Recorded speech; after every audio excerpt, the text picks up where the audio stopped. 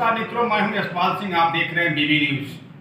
खबरों को देखने के लिए बने रहे मेरे साथ। न्योता दिया जा रहा है, भारतीय जनता पार्टी को दिया जा रहा है। सलमान खुर्शीद का कहना है कि भारतीय जनता पार्टी का मंदिर नहीं है, नेताओं को बीजेपी के जो नेता हैं उन्हें इसको निमंत्रण दिया गया। ये पूरे देश के नेता अगर सलमान खुर्शीद जी का बाकी दलों का ये एक्चुअली दिल की बात होती तो उनके कार्यकाल में उनके मुंह से एक शब्द क्यों नहीं निकला राम मंदिर का? उनके कार्यकाल में राम मंदिर स्थापना की बात पर कोई कार्य क्यों नहीं हुई? चट भी मेरी पट भी मेरी, ये नहीं चलेगा। राम मंदिर स्थापित करने का संकल्प मेरी दादी ने उस जमाने में लिया था जब इस पूर्ण सोच विचारधारा की श्री गणेश की गई थी, और आज ये संभव हो पाया है तो केवल और केवल प्रधानमंत्री नरेंद्र मोदी जी के कार्यकाल में संभव हो पाया है। भारतीय जनता पार्टी ने कहा था कि 370 हटाएंगे, 370 हटाया। भारतीय जनता पार्टी ने कहा था कि एक विधान एक संविधान। भारतीय जनता पार्टी ने कहा था कि हर व्यक्ति एक समान है। 3 तलाक हम हटाएंगे, 3 तलाक हम हटाएंगे, हमने हटाया।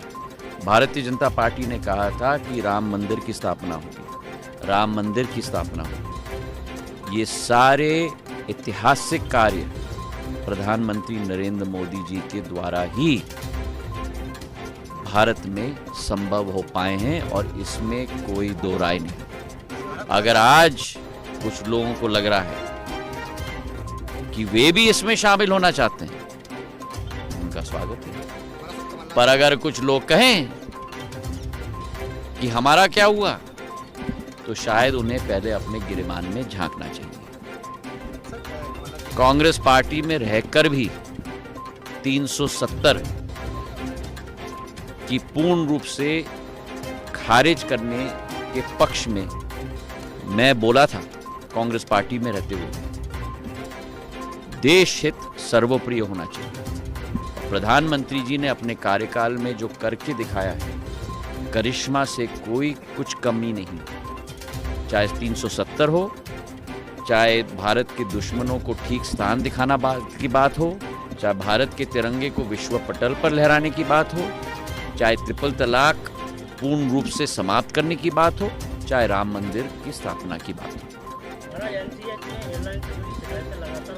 किसमें?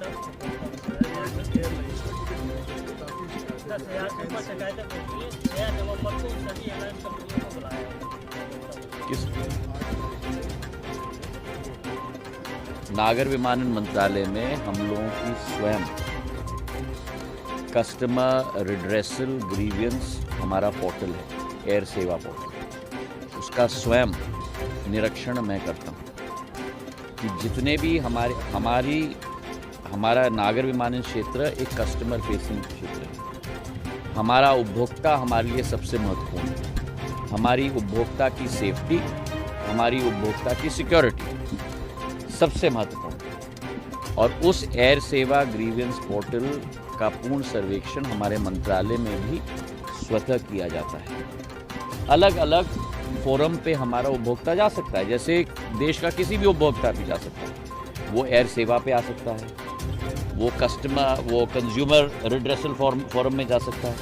तो जिस संस्था या जिस मंत्रालय के अधीन वो विभाग होगा या वो फोरम होगा, वो उसका निराकरण जरूर कर सकता है। हम एयर सेवा के द्वारा करते हैं। कस्टमर रिड्रेसल ग्रीवियंस फोरम उस मंत्रालय के साथ जुड़ा हुआ है। अलग अलग भूमिका अलग की रहती है।